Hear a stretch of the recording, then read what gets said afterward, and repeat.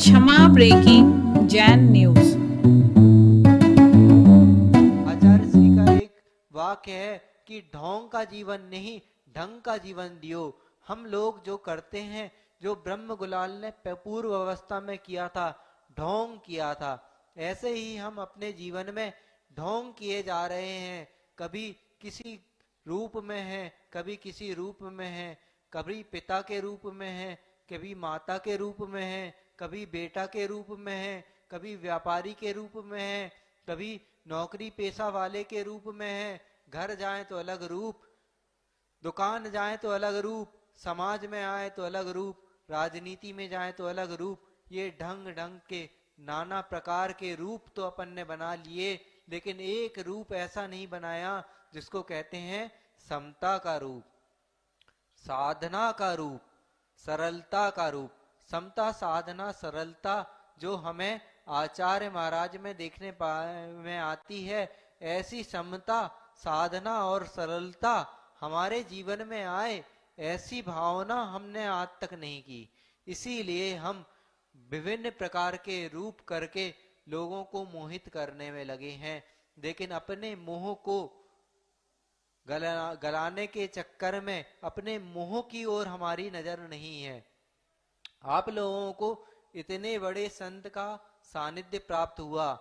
एक संत हुए हैं, तीन ऐसे आचार्य हुए हैं जिन्होंने कभी भी कोई चाह नहीं की। कौन कौन ऐसे आचार्य हुए हैं? एक आचार्य हुए हैं आचार्य ज्ञान सागर महाराज। जब आचार्य ज्ञान सागर महाराज आचार्य पद पर आसीन हुए तो कुछ विद्वत वर्ग उनके पास गए और बोलने लगे कि महाराज आपका तो बुढ़ापा आ गया, अभी भी आपको पद के प्रति आसक्ति नहीं गई, अभी भी आपको आचार्य बनना है क्या? तो वो कहने लगे कि बंधुओं सुनो, मैंने ये पद स्वयं के लिए नहीं लिया है। वो देख रहे हो ना, वो कौन बैठे हैं? वो बैठे हैं मुनि विद्यासागर। अगर आप उसको आगे चल के इतना सा भी कुछ देना चाहेंगे तो वो कभी ग्रहण नहीं करेगा। मैंने उनको परीक्षण हो चुका है, मैंने ये पद मुनि विद्यासागर के लिए लिया है, क्योंकि आचार्यों का कथन है कि परहित संपादन एक कार्यम आचार्य वर्यम। अगर इस भारत में आगे धर्म की अलग को जगाए रखना है, धर्म को बनाए रखना है, तो इनको आचार्य बनाना बहुत आवश्यक है। और ये आचार्य, जब तक मैं आचार्य पद ग्रहण नहीं करूंगा, ये कभी आचार्य पद ग्रहण नहीं करेगा। तो मैंने आज मुनि विद्यासागर के लिए आचार्य पद ग्रहण किया हूं।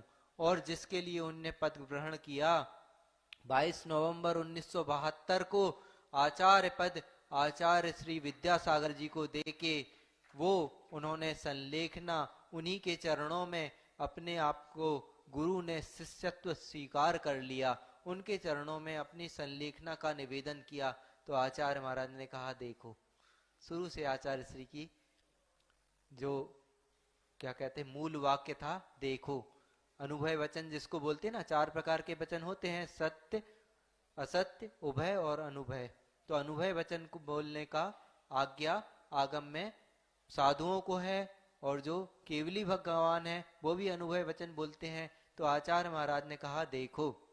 और आचार्य महाराज इतने ज्यादा ज्ञानी थे, इतने ज्ञाना उनकी क्वालिटी थी कि वो कोई व्यक्ति को एक बार भी देख के परख लेते थे। जो भी उनके पास गए होंगे तो जो भी एक बार में उनके पास परख हो जाती थी कि ये व्यक्ति कैसा है और इसके लिए क्या उपयुक्त है। तो जब उनके पास ब्रह्मचारी आए और धीरे धीरे दीक्षा होने लगी, क्षुल्लक दीक्षा हुई, एलक दीक्षा हुई, तो उनको पात्र दिखा, सर्वोत्तम पात्र दिखा मुनि समय सागर के रूप में, कि अगर कोई पात्र है तो ये मुनि समय सागर हैं। यही धर्म की ध्वज को आगे ले जाने में सक्षम होंगे। उनने देख लिया था कि जिसको कुछ ना चाहिए उसके लिए सब कुछ दिया जाता है, और जिसको सब कुछ चाहिए उसके लिए कुछ नहीं दिया जाता। जब धीरे धीरे मुनि महाराज रहते हुए 40 वर्ष की साधना आचार्य महाराज के चरणों में की।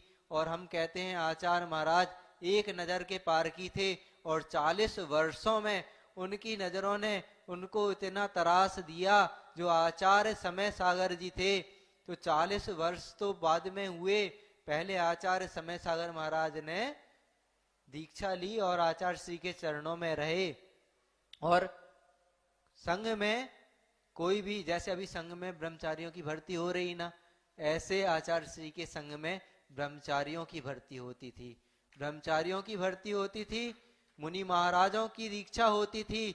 और आचार्य श्री क्या कहते थे, ब्रह्मचारी बन गए, अब आप जाइए मुनि बड़े महाराज जी के पास, वो आपको तत्वार्थ सूत्र पढ़ाएंगे। जितने महाराज आप अभी वर्तमान में देख रहे हैं, सभी महाराजों को किसने पढ़ाया? मुनि श्री समय सागर जी ने। तत्वार्थ सूत्र किसने पढ़ाया? मुनि श्री समय सागर जी ने पढ़ाया। 24 ठाणा किसने पढ़ाया? मुनि श्री समय सागर जी ने पढ़ाया। भक्तियों का उच्चारण आचार्य श्री ने केवल एक बार करवाया मुनि श्री समय सागर जी के लिए। और फिर जितने भी श्रमण आए, जितने भी महाराज आए, जितने भी ब्रह्मचारी आए, उनको उच्चारण सिखाया मुनि श्री समय सागर महाराज जी ने। तो आचार्य महाराज ने अभी से नहीं, 40 साल पहले से ही यह प्रोसेस चालू कर दी थी कि पढ़ाने का काम मुनि श्री का है। और मुनि श्री ने इतने अच्छे से घोंट के एक एक श्रमण को, एक एक साधु को रटा पढ़वाया है कि जीवन में उनको समय सार घुल गया, जीवन में तत्वार्थ सूत्र घुल गया, जीवन में सर्वार्थ सिद्धि घुल गई। और एक बहुत अच्छी पंक्ति मैंने पढ़ी थी अभी कि अक्षस्यापि चैकस्य पदार्थोपदेशकम दातारम विस्फरम पापी किम पुनर्धर्म देशनम। इसका अर्थ है कि जो एक अक्षर का या एक पदार्थ का भी दान दे, और अगर अपन उसका विस्मरण कर जाएं, उनको भूल जाएं, तो उसमें लिखा है पापी। भैया मैं नहीं कह रहा हूं, आगम कह रहा है, आगम में लिखा है जो एक अक्षर के दातार को भी भूल जाए उसको पापी कहा है। दातारम विस्मरण पापी किम पुनर्धर्म देशनम। जो धर्म को देने वाला है उसको अगर अपन भूल जाए बंधुओं, तो हमसे बड़ा पापी कौन होगा। और आचार्य महाराज ने उनको ऐसा ढाला। और जब निर्यापक पद की बात आई, 40 साल बाद जब हम लोगों की दीक्षा हुई, ललितपुर की वह धरती है, तो उस समय उठा के देख लेना, आचार्य श्री का प्रवचन सुन लेना। आचार्य श्री ने क्या कहा? आचार्य श्री ने कहा 40 साल लग गए इनको मनाते मनाते, तब इनने हाउ कही है। 40 साल लग गए। आचार्य महाराज जानते थे कि जब निर्यापक पद देने के लिए इनको 40 साल लग गए, तो जब मैं आचार्य पद दूंगा तो हो सकता हो अगर इसने मना कर दिया तो मेरी समाधि भी बिगड़ जाएगी और सब व्यवस्थाएं चौपट होगी।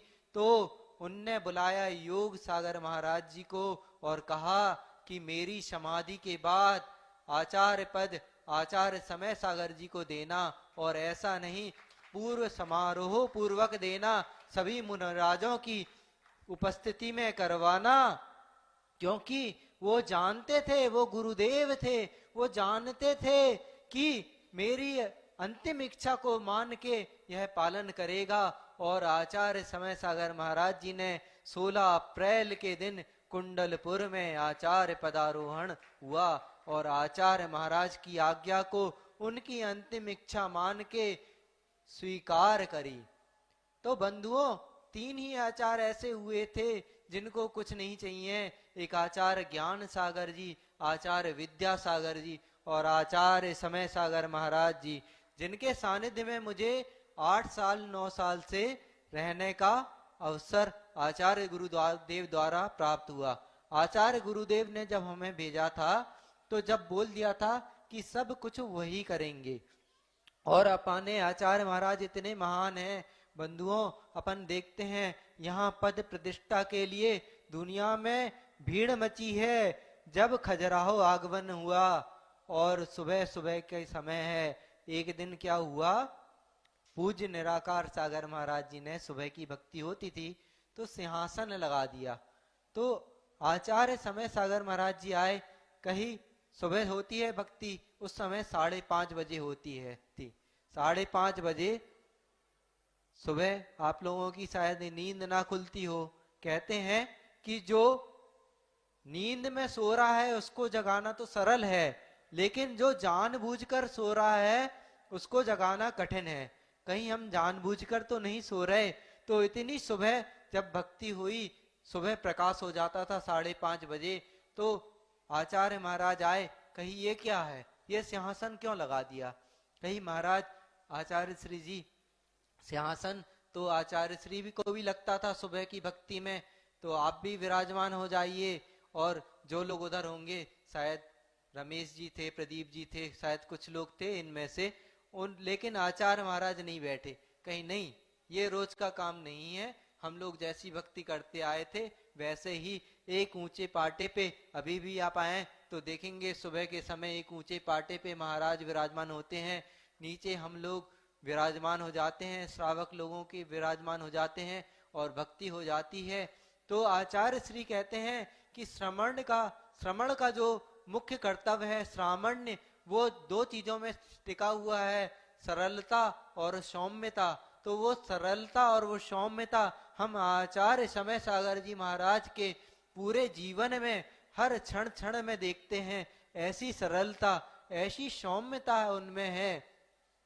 और ये तो हम बोल रहे हैं कि अक्षस एकोपी, जो दातारम, उसको कभी भी भूलना, जो धर्म के दातार को भूलता है वो पापी है। लेकिन इतने दिन हो गए, कभी भी उनने अधिकार नहीं जताया कि मैंने इनको शिक्षा दी, मैंने इनको पढ़ाया। वो तो हमेशा कहते हैं कि मैं निमित्त मात्र हूं। और हम लोगों के बीच में एक 3-4 साल से, और 5 ही साल हो गए होंगे, एक चर्चा चल रही है आचार्य महाराज और संघ के मुनिराजों में। हम लोग कहते हैं महाराज आप ही हमारे सब कुछ हैं, और वो कहते हैं कि गतेर धर्मस्ति कायवत, निमित्त मात्र मन्यस्तु गतेर धर्मस्ति कायवत। आप लोगों का उपादान है, ऐसा नहीं कि मैं हूं तो सब कुछ है। उनकी भावना ये है, वो उनका कथन भी सही है। हम तो उनको उपकार की दृष्टि से बोलते हैं, लेकिन उनका कहना है कि तुम स्वयं अपने आप को इतना उन्नत करो, हम तो तुम्हें आधार दे ही रहे हैं, तुम हमारे ऊपर डिपेंड मत हो जाओ पूरा। इसलिए हम लोगों के लिए उनका उपदेश रहता है कि गतेर धर्मेस्ति कायवत, और वह अपने आप को सबसे दूर रखने वाले ऐसे श्रेष्ठ आचार्य हैं आचार्य समय सागर। एक आत्मानुशासन में 2-3 गाथाएं आई हैं। प्राज्ञा प्राप्त समस्त शास्त्र हृदया, प्रवक्त लोक स्थिति, प्रस्तासा प्रतिभा प्रसमवान, प्रागेव दृष्टोत्तरः, प्रायः प्रश्न सहा प्रभु परोहारी, पारो निंदेयो भूयात धर्म कथाम गुण गणिनिधि, पृष्ठ मिष्टाक्षरः। ये आचार्यों के गुण बताए हैं। अगर ये 10-12 पॉइंट दिए हैं, एक एक गुण पे भी अगर अपन विस्तार रूप से या सूक्ष्म रूप से चर्चा करें तो हम पाते हैं आचार्य समय सागर महाराज, आचार्य विद्यासागर महाराज के अनुवर्ती मात्र सूरत सकल से नहीं, एक एक कदम से वो आचार्य महाराज की प्रतिछवि हैं। एक एक श्वास जिनकी धड़कन में आचार्य श्री रमते हैं। कभी भी आपने उनका कोई भी प्रवचन उठा लीजिएगा, कभी भी वो अपने आचार्य को भूलते नहीं हैं। हमेशा बोलते हैं मैं नहीं कह रहा हूं, ये आचार्य विद्यासागर कह रहे हैं, और आचार्य विद्यासागर जी आगम से कह रहे हैं। तो ऐसे श्रावण पद को, ये हमने जो शुरू में ब्रह्म गुलाल की कहानी सुनाई, ये भी हमें उस अवसर पे ध्यान आ गई। यहाँ पे एक कार्यक्रम हुआ था, उस पे कुछ लोगों ने मुनिराज का वो किया था, तो महाराज ने हम लोगों को बुलाया और कहा कि ये ऐसा क्या है, ये ऐसा क्या अच्छा लगता है कि अब उनको तो मालूम नहीं, अब अचानक से कोई ने प्रोग्राम कर दिया तो कहीं अपने को तो नहीं मालूम, लेकिन कभी भी मुनिराज की एक्टिंग नहीं होती। मुनिराज का अभिनय नहीं होता, मुनिराज तो होते हैं, मुनिराज बन के वापस ग्रह में वापस नहीं लौटा जाता। और इतना अच्छा अवसर अब प्रारंभ हो गया है, अगर अपने आप को आत्मा की उत्थान की ओर आना है तो गुरु पुष्य योग से आचार्य महाराज ने आचार्य संघ की वृद्धि ब्रह्मचारियों के रूप में करने की शुरुआत हो गई। ऐसी शुरुआत हुई है जो अंत तक पहुंचे और अनेक लोग इस मार्ग की ओर आगे बढ़े और आचार्य गुरुदेव विद्यासागर महाराज, आचार्य गुरु और समय सागर महाराज जी के श्री चरणों में रह के अपने जीवन का उत्थान करें। इसी परम पवित्र भावनाओं के साथ अहिंसा परमो धर्म की